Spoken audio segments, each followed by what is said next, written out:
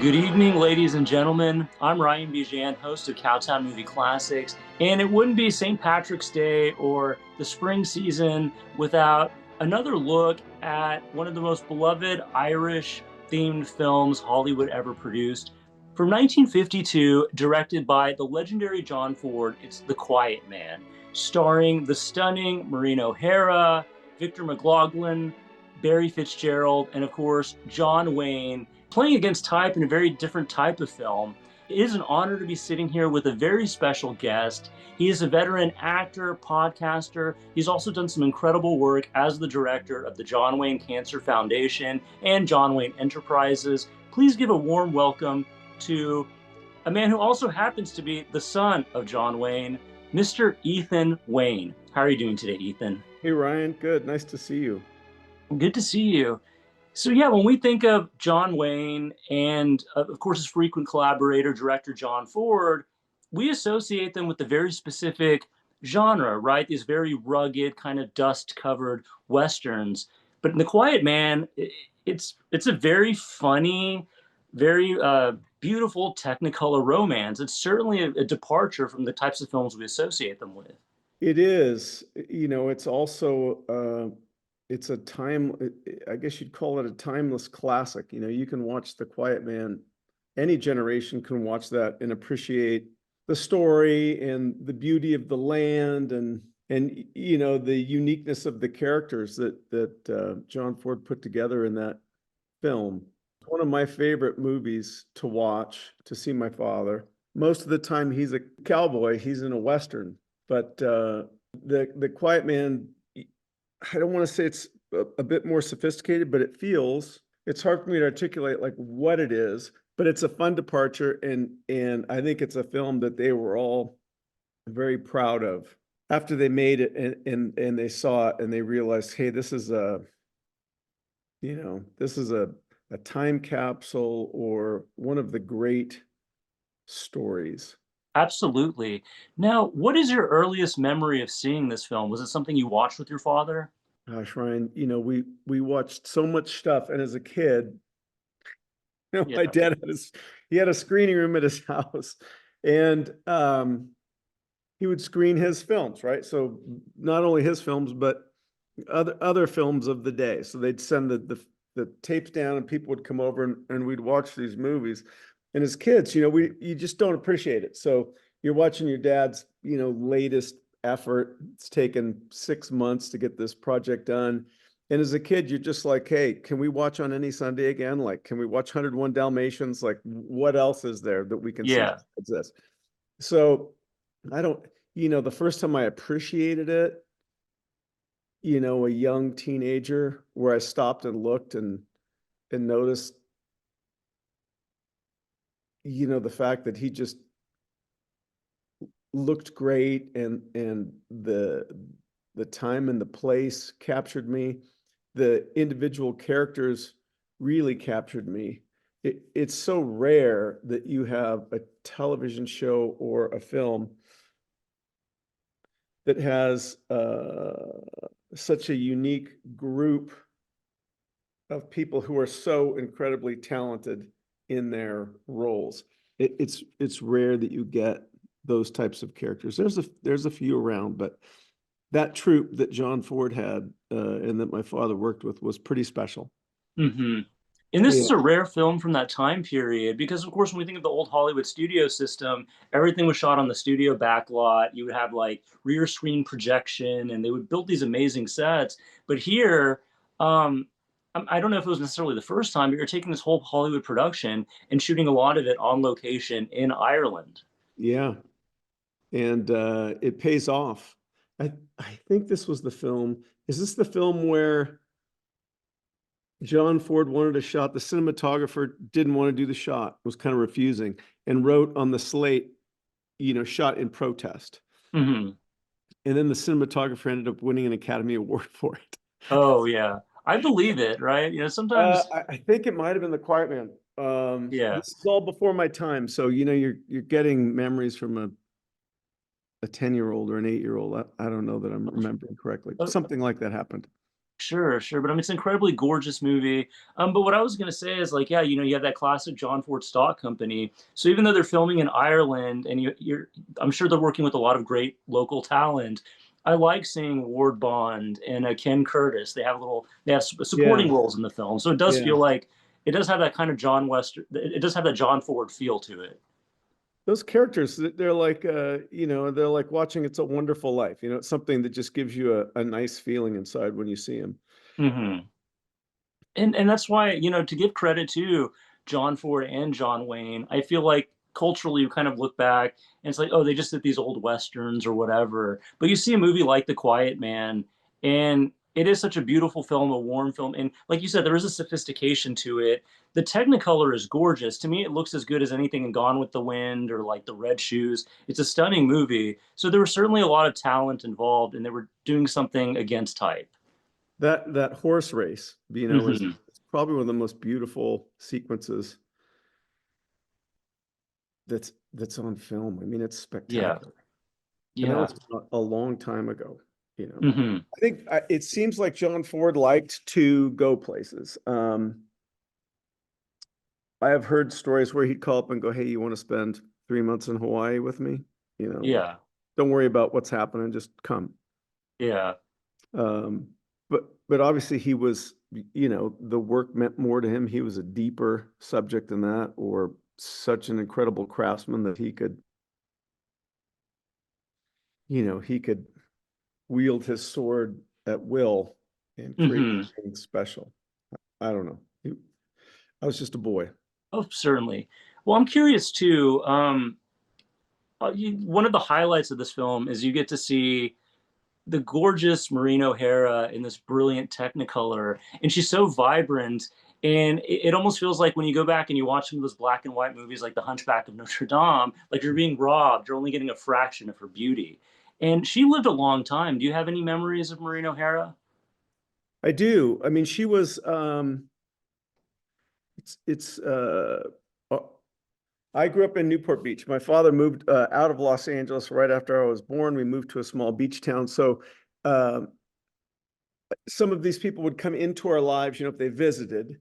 And then when my father would go to work, a lot of times I got to go with him. And that was, going away for 3 months at a time. And then Hmm. you'd see these people again. So as a boy, you know them, you don't know them very well, but you do get a sense of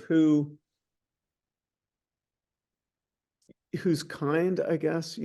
As a child, there's certain people that you gravitate towards or that show you some affection or attention. And Maureen O'Hara was somebody who always gave me a nice feeling, always made me feel known and welcome and cared for. Oh, yeah. Well, that's And awesome. that's just, I'm just trying to describe the internal feeling that you get when you cross paths with somebody. Hmm. And let me ask you, I remember last time, I can't remember if it was you or Patrick who told the story. It was one of the times you were on set, or it might have been Patrick, and you saw how gorgeous Maureen O'Hara was, like when she was all dressed up in the role, and you're like, wow, Dad, this is a gorgeous woman. Why didn't you marry her? Am I mistaking this? I don't remember if you told the story or if it was Um, Patrick. I remember having those feelings, like Yeah. why aren't they married as a young man? But it might have been Patrick saying it. I don't know. Oh, sure. But did they have that chemistry in real life, or was it more of like a brother sister kind of friendship? I don't know. I was young. Of course. Yeah. I never noticed any sort of romantic inclination between them, but certainly a deep friendship.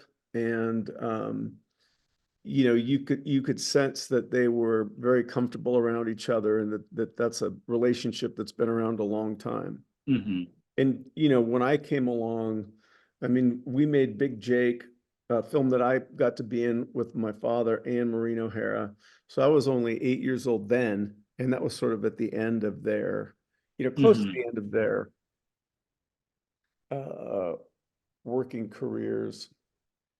So, again, I was 8. I just wanted to Yeah. ride the horse or, do the thing. Well, that raises another question I'm curious about. Of course, I don't remember what I did last week, let alone when I was 8 years old, right? But for you to have been to have lived that experience, when you go back and you watch these movies, like if you've been flipping through the channels or if they're streaming or whatever, say when you watch Big Jake today, does it kind of unlock memories? Do you kind of realize like, oh, I don't remember that? Are you able to kind of Does. relive some of that? Yeah, no, it does. It always unlocks memories. Mm-hmm. And sometimes, in our busy lives, we see it and we think, can't go there right now because it takes you in deep. Yeah. Yeah. And then other times, like, oh, I'll watch a minute, and then you sit there and you go through the whole thing and you Mm-hmm. remember. Yeah.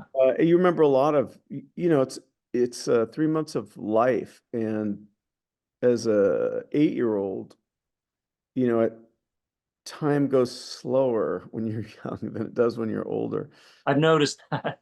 And so, it brings back memories of not only, my father and Maureen O'Hara and Bruce Cabot and some of these people, but also, like going to school on the set and almost like homeschooling, and how how much more engaged I was as a learner in an environment like that, as opposed to sitting in a classroom, just, staring out the window at anything that would fly by and daydreaming. I went to private school, so they took care of us and they made sure we knew the work. But when I went on that film Big Jake and I had a tutor for 3 solid months, I advanced farther than I had before in my, whatever you call it, in your schoolwork, but also in, having a teacher who could make things interesting and get your juices flowing because you wanted to know about something. And my entire life I've thought about that educational process. I left high school. Uh, I went into high school kind of going from a private school to a public school. I just sort of languished. I didn't have, the subject matter, the basic subjects weren't captivating to me, and dad wasn't feeling great and the parents had split up. So when he would give attention, then you'd work on, I know I responded as a young person to having help from my father, and it would make things more interesting, or he would create an environment where it was interesting for me to learn those things. And Mm-hmm. as that faded away, and then the public high school came in, I struggled as a student Yeah. until I found subjects that were interesting to me. And thank goodness for one high school teacher who reminded me of my movie set tutor, who would read to us once period a week. He would read from a book, and it's like a film. If a good film, it starts and you're gone. You're in Ireland with John Wayne and Marino OHara. In a good book, you open it, you disappear, you go through the looking glass, and you're in that other world of our mind and story. And Mm-hmm. thank goodness for those people, because when I didn't do well in high school, at least I would read. And so I've been a lifelong reader, and that has been both interesting and beneficial Oh, yeah, to me. absolutely.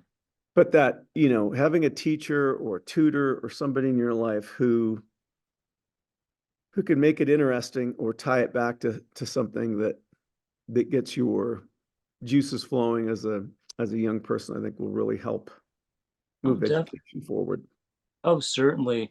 And so, like, when we do these classic movie screenings, that's why I think it's important. I want to make these movies relatable to our community, and it's good to give them that historical context. But people don't necessarily have the tools. I mean, people barely have the patience. A lot of them won't even watch a black and white movie, right? So it's like, how do you make it accessible? How do you break down those boundaries to put them in the proper mindset to appreciate what they're about to see? Well, hopefully we do that.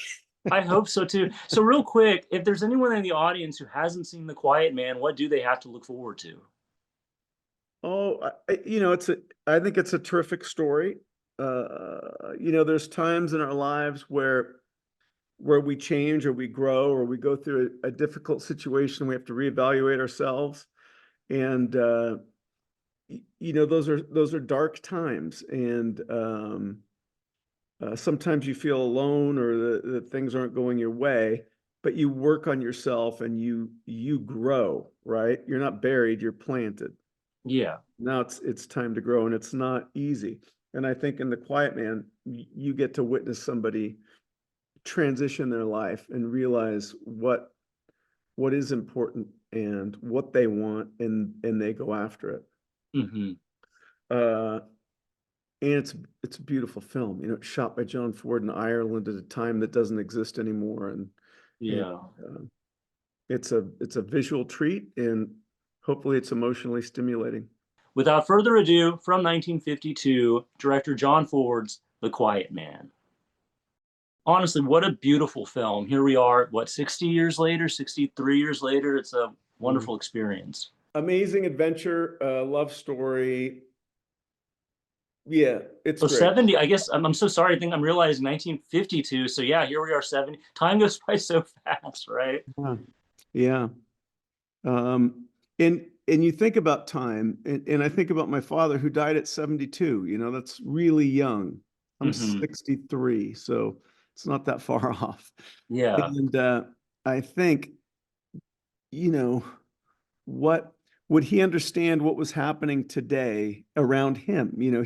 He sort of thought a film came out, it played a little bit, and then it went away. So he wasn't aware of VHS or DVD or Blu-ray or digital downloads, or the fact that people would still be able to access content like this, or movie nights by people who are interested in it and appreciate it. Hmm. Will share it with the rest of us. He probably didn't think that this would be happening. I think he might be, probably humbled and touched by the fact that people still care about him and still think about him, and Hmm. also the fact that one person can make such a difference. As he was dying, and it was not an easy time for him. It was very uncomfortable, and he looked up at, I mean, I was 17, I was there with him, but he looked at, he looked at all his kids and he said, "Hey, if you can use my name to help these doctors fight cancer, then do it." And Hmm. so as a family, we established the John Wayne Cancer Foundation a few years after his death in 1985, and we worked with his doctor, Dr. Don Morton, who tried to save my father and unfortunately wasn't able to, but who Hmm. was a leading surgeon, surgical trainer, and researcher. And um, because my father said those words, and because we established a cancer foundation, and we took some of Wayne Enterprises' earnings and we put it in this foundation, and we supported Don Morton and his research, he would get major federal funding and work on things like sentinel node biopsy. If you have breast cancer or melanoma now, you'll get this treatment. They can trace the cancer to your lymph nodes, makes it less invasive for them to care for you. It's a standard of care, around the world now, and that was because of John Wayne and Don Morton.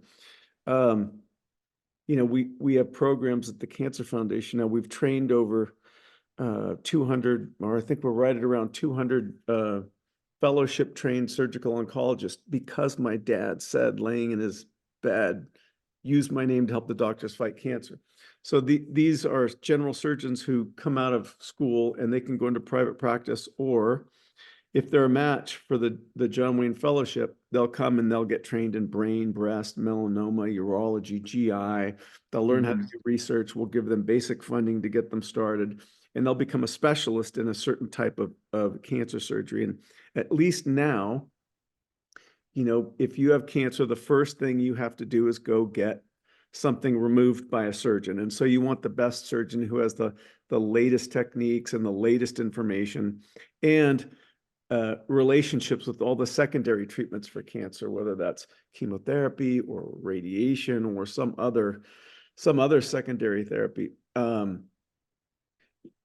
The surgeons are like artists, so it's not, their margins and things like that, but they have to go in and they have to look at tissue, and they have to look at things inside and make a decision on what to do and how to do it. And these John Wayne Surgical Oncology Fellows are really significant in the world of cancer. They're chiefs of science and medicine. They're head of surgical departments. They work at the best facilities around the world. And we continue to fund their research with the John Wayne Cancer Foundation, as well as other things. We have a skin cancer education program for kids, got to 1 million kids. They've detected melanoma on themselves and in their family. They've come and been treated and cured, come back to work for us or become doctors themselves. Amazing stories. What I'm trying to say is one person can make a huge difference, and you don't have to be John Wayne to be that person. So maybe think about him in that way. Sure, he was an actor, he was a father, he was a husband, he was an American, he was a patriot. But at the end of the day, you know, he's a kid who lost his football scholarship and had to find a job to feed himself, ended up in a studio lot, crossed paths with John Ford, worked hard, and became, you know, part of, you know, cinematic legend, and had an incredible life. And then that afterlife of his that he's not even aware of, he has as significant, if not more significant, an impact in cancer research, education, awareness, and support. The 200 doctors that he trained are now doing surgeries and treating probably 100,000 patients a year around the world, because John Wayne said those words. So if you want to remember something besides a fantastic movie, remember that the guy, he gave a lot while he was alive and since he's been gone. So with that, I'll leave you, and I hope you enjoy it. And Ryan, you're such a nice person, and you do such a great job of getting us to look and appreciate some of these great works that we tend to forget about, because Hollywood keeps churning and churning and churning out these films. But you take us back to those really special moments in those classic films, and I appreciate you, and I look forward to seeing you soon. Well, that's very kind of you. You know, I love you and your family, and especially for your work and everything you've done through organizations like the John Wayne Cancer Foundation. So it really is an honor getting to talk and hang out anytime I can. Well, we do runs, we do some stuff around the country. So if anybody's interested or they'd like to come out and hang out with us, go to johnwayne.com. You'll find all the information on John Wayne product and the museum, and also the Cancer Foundation, all the good work that gets done under that banner. Awesome. Thank you so much. And real quick, I feel like because I am based in Fort Worth, Texas, we have to give it a shout out. Now, at the John Wayne American Experience Museum, there is a section dedicated to the doctors and people that the Cancer Foundation has helped, right? Yeah. Yeah. And, you know, in the one part of the museum, we have a wall of his credits. It's incredible. You know, the body of work that he finished as an actor. And then as you get to the end, we talk about, you know, the work after his death. And there's a wall of doctors that have been trained. And now the film credits and the doctors that have graduated from the fellowship program are kind of even. And it's really significant to walk through there and see it. And you know, it's his professional life, but it's also his personal life, his friendships, his businesses, his ranching life, hobbies.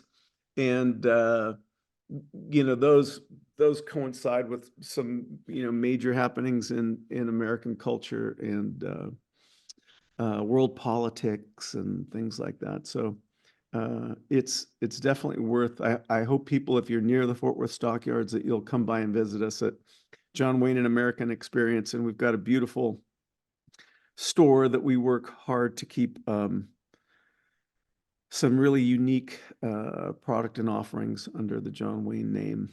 So yeah, if you're close by, come by. Oh, definitely. I mean, your father and your family have certainly established an incredible legacy. Once again, Mr. Ethan Wayne, thank you so much for your time. Thanks, Ryan. See you soon. If you're in the audience, I hope you enjoyed tonight's conversation as much as we had having it. Once again, I'm Ryan Bijan. We'll see you next time.